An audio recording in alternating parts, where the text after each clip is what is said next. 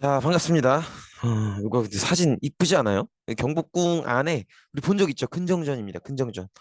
힘쓸 근자에 이제 정치할 정자, 건물 전자에서 힘써서 정치한다 이런 의미가 있는 공간이고 경복궁의 제일 메인 센터가 되는 메인 오피스 센터가 되는 그런 공간이죠. 그다음에 그 앞에 그 요거 보이시죠? 그 땅에 튀어나와 있는 거. 요거 그 왜 안 나오냐? 요거 요거는 이제 각 자기 그 관직 관급에 맞게 조회할 때 서 있는 그런 표시예요. 그래서 자기 자리에 맞게 서는 거죠. 그래서 보통은 정일품, 뭐 종일품 이렇게 해서 구품까지 두 라인으로 가요. 그래서 왜 안 되지? 잠시만요. 어, 여기가 정일품, 그다음에 종일품, 정이품, 종이품, 정삼품, 종삼품 이렇게 가서 이렇게 두 라인으로 구품까지 가는 거죠. 그럼 총 몇 개 등급이야? 18개 등급이죠. 그래서 쭉 여기 서서 이제 조회하고 그다음에 우르르 건물 안으로 들어가서 회의하고 일하고 그렇게 되는 거죠. 아무튼 조선의 통치제도 정비이고요. 그 일단 본격적인 얘기를 하기에 앞서서 이거 기억해 주셔야죠. 통치 제도가 완비됐다는 건 이 책이 완성됐다는 거죠. 경국대전이 완성됐다는 거죠. 경국대전을 바탕으로 모든 제도를 완비하는 거고, 이게 완성된 건 성종 때였죠. 이걸 만들기 시작하는 건 세조 때였죠. 요거 기억을 해 주시기 바랍니다. 어쨌든 경국대전을 바탕으로 다양한 제도가 완성이 되고요. 그래서 대부분의 기관들은 성종 때 완성이 되죠. 어쨌든 제도사인데 가장 어떤 시작하는 내용은 역시 중앙정치 제도겠죠. 그래서 가장 왕 바로 아래에 있는 가장 높은 관직 혹은 기구는 거기가 이제 가장 높은 최고 정책 결정 기구겠죠. 정책을 의논하고 결정하는 그런 기구인데 의정부라고 합니다. 그 들어본 적 있을 거예요. 사극 같은 거 본 친구들은 가장 높은 관직을 영의정 그리고 그 바로 아래 좌의정, 우의정이 있죠. 그 의정들이 모여 있는 기관이다라고 해서 의정부라고 해요. 그래서 그 세 명 삼정승이라고 하는데 영의정, 좌의정, 우의정, 영의정이 제일 높고 그러니까 영의정이 지금 우리나라로 치면 국무총리급 되는 거죠. 그다음에 좌의정, 우의정이 지금의 부총리급 되는 거고. 요 셋이 일을 하는 공간이 의정부고요. 여기가 최고 통치기관이고 여기서 이제 이런저런 정책의 결정을 하죠. 여기서 결정되면 왕의 허락을 받아서 시행하는 거죠. 그럼 그 바로 아래에 시행하는 기구가 있겠죠. 육조인데 고려 때랑 똑같죠. 2호 예병 현공. 근데 고려 때는 육부였잖아요.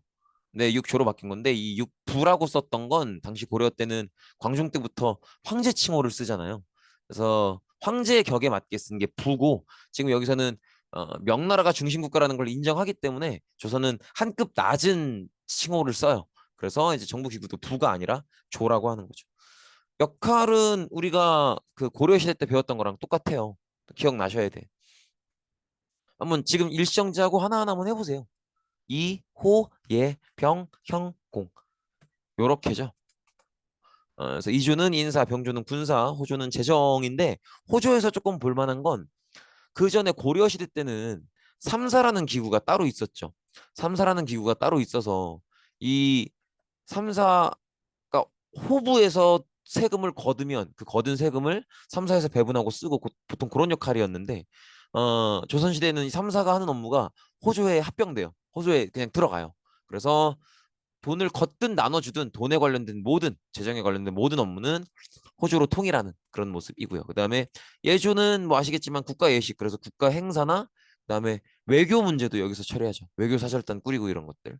그다음에 병주는 군사, 병주는 법률, 공주는 건축 시설 이렇게 봐주시면 되겠죠. 그다음에 삼사인데요. 삼사는 조금 중요해요. 왜냐면 고려에서는 보기 힘든 컬러의 기관들이거든요. 여기서 말하는 삼사가 이제 세 개 다 묶어서 언론기관이라고 해요. 언론기관이라고 하는데 이 언론 하면 우리가 이제 그런 거 떠올리잖아요. 뉴스, 신문, 그죠? 새로운 소식을 전달하는. 여기선 새로운 소식을 전달하는 그런 느낌이 아니고요. 말씀 언자에 논쟁할 논자예요. 이렇게 쓰는 논쟁할 논자인데 그러니까 이제 옳고 그름을 가리는 그런 기관들이라고 보시면 돼요. 셋 다. 그래서 사헌부는 감찰 풍기단속 이렇게 되어 있는데 보통은 이제 고위 공직자들이 자기 권력을 이용해서 범죄를 저지른 경우에 사헌부에서 관리합니다.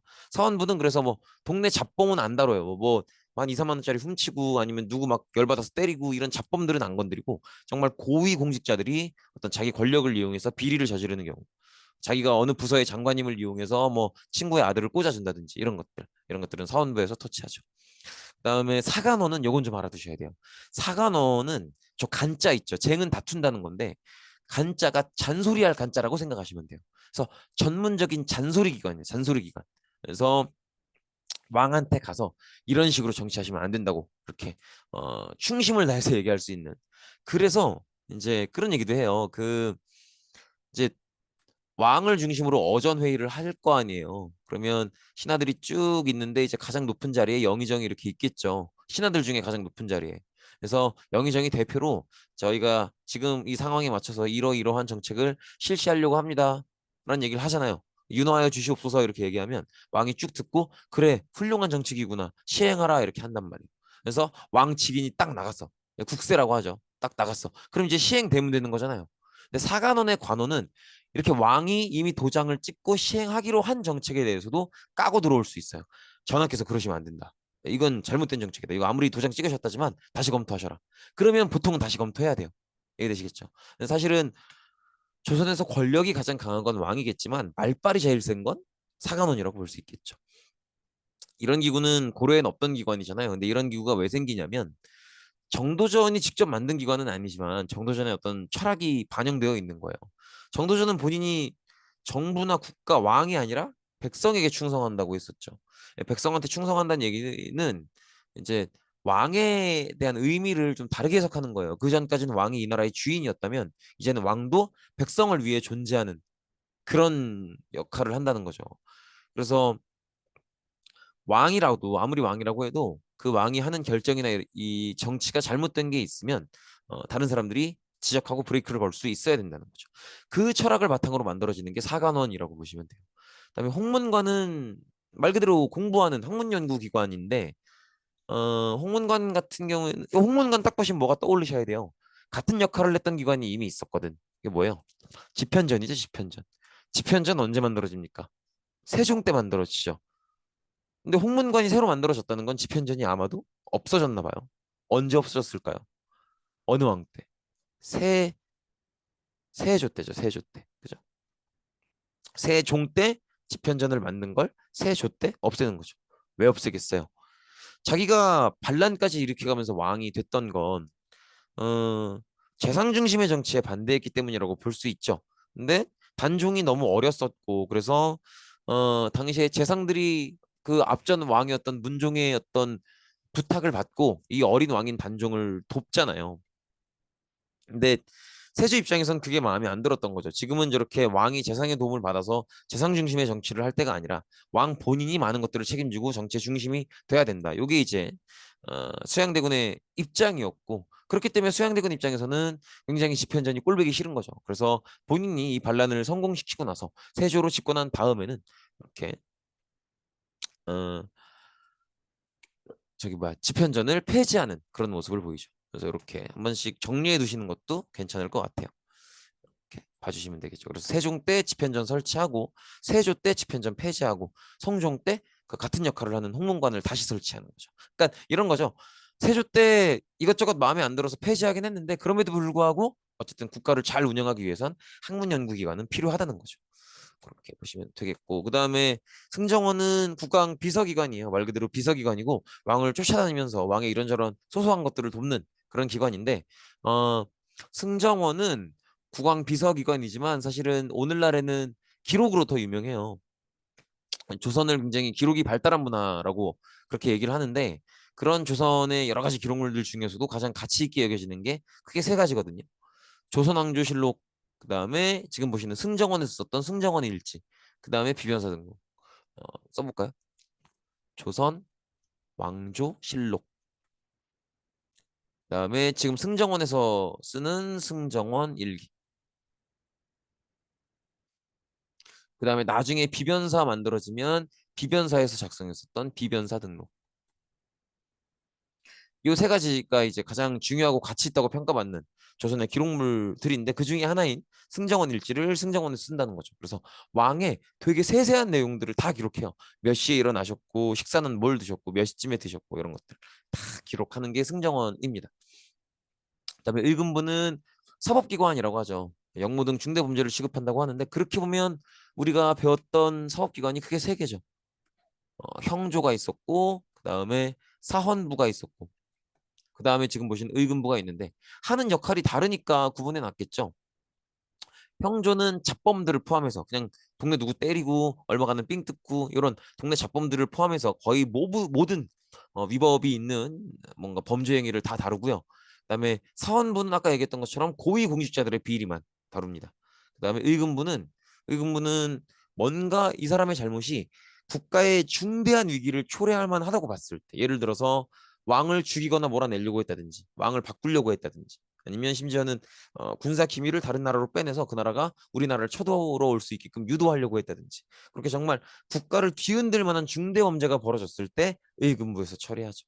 그래서 형조는 간단한 범죄들, 사원부는 고위공직자들의 권력을 남용한 그런 범죄들, 의금부는 정말 국가의 어떤 존폐를 뒤흔들 수 있는 국가가 망하니 많이 할 수 있는 그런 잘못을 저지른 사람을 처리하는 곳이 의금부다. 그렇게 보시면 되겠고요.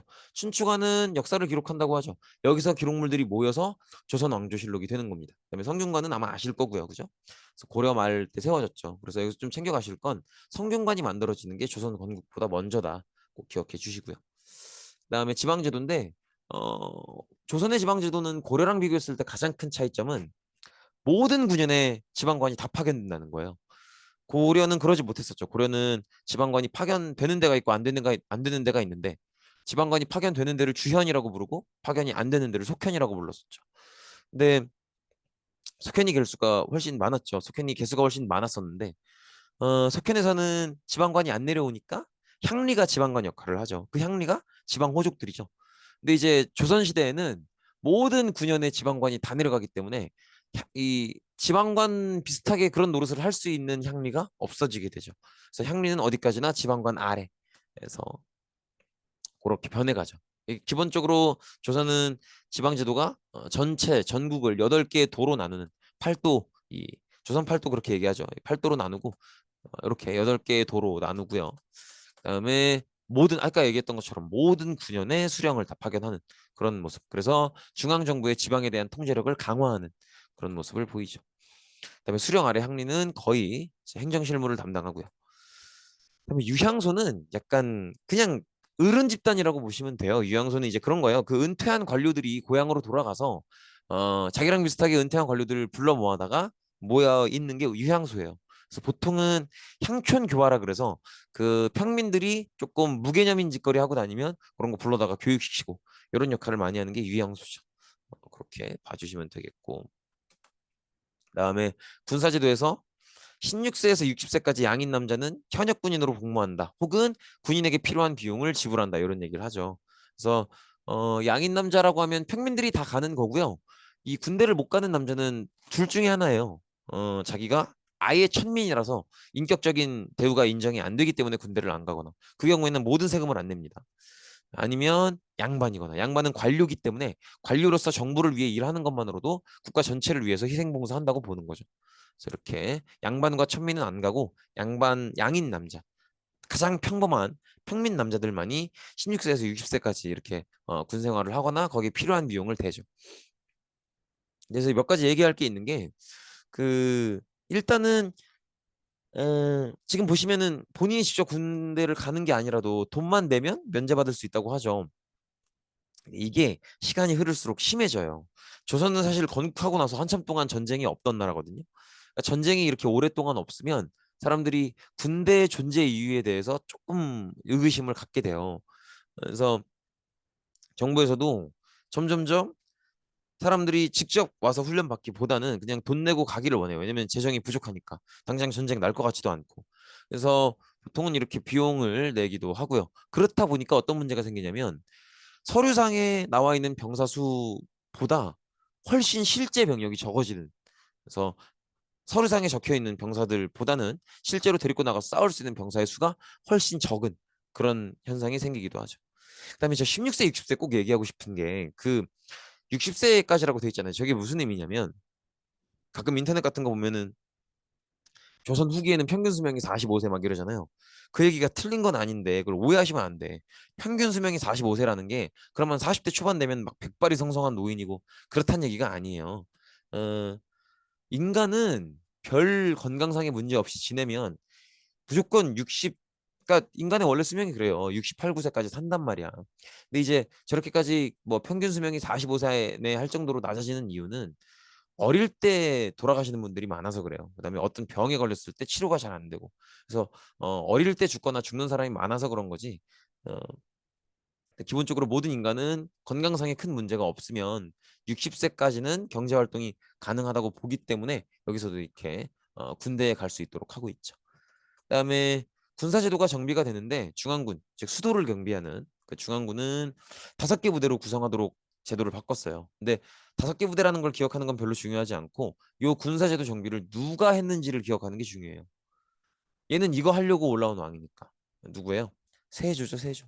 세조 때 정비가 이루어지고요. 그다음에 지방군은 육군과 수군으로 나뉘는데 육군을 지휘하는 도단위 장군을 병마절도사라고 하고요. 그다음에 수군을 지휘하는 군사는 수군절도사라고 얘기합니다. 이거는 그냥 저거만 두고 지나가시면 될 것 같아요. 그다음에 통신은 요거 아마 아실 거예요. 봉수대. 그죠?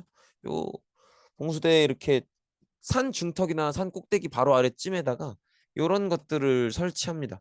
그러면 이제 뭔가 위기 상황이 됐다. 그러면 그 위기에 맞게 불을 넣어서 이걸 데피는 거죠. 그러면 그 연기가 이렇게 올라오겠죠. 근데 그 연기가 굉장히 멀리서도 보이기 때문에 이제 봉수대는 어떤 음, 통신, 당신의 지금처럼 이렇게 직접적인 통신 수단이 없는 당시에 이제 통신의 방법으로서 이걸 사용했던 거죠.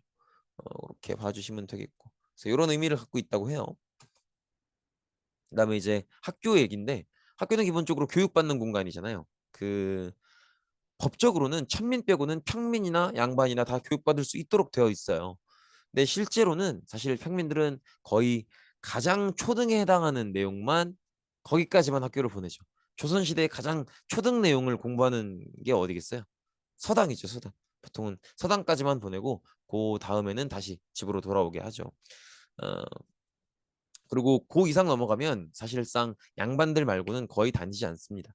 그래서, 그래서 법적으로는 천민을 제외한 모든 사람이 볼 수 있다 이렇게 되어 있지만 실제로는 사실상 이렇게 어, 누구나 받을 수 있는 그런 상황은 아니다 이렇게 볼 수 있겠죠. 그 그래서 이제 평민들은 보통 서당까지만 가르치고 법적으로는 그 위 더 많은 교육을 받아도 상관없지만 보통은 안 하고 보통 그 서원을 넘어서는 중등교육 기간 이상부터는 보통은 양반의 자제들이 교육을 받는다. 이렇게 보시면 되겠죠. 이 정도로 보시면 되겠고 그래서 학교의 종류를 보시면 이렇게 돼 있어요. 서당은 아까 얘기했던 것처럼 초등교육기관이고요. 초딩 초등교육기관이고 그다음에 사부학당은 서울에 동서남북 4개 있는 건데 중등교육기관이고요. 그 아래 향교도 각 지방에 위치한 중등교육과정입니다. 그다음에 서원은 이제 이것도 각 지방에 위치해 있는데 향교랑 차이점은 향교는 국가에서 운영하고 서원은 개인이 운영합니다.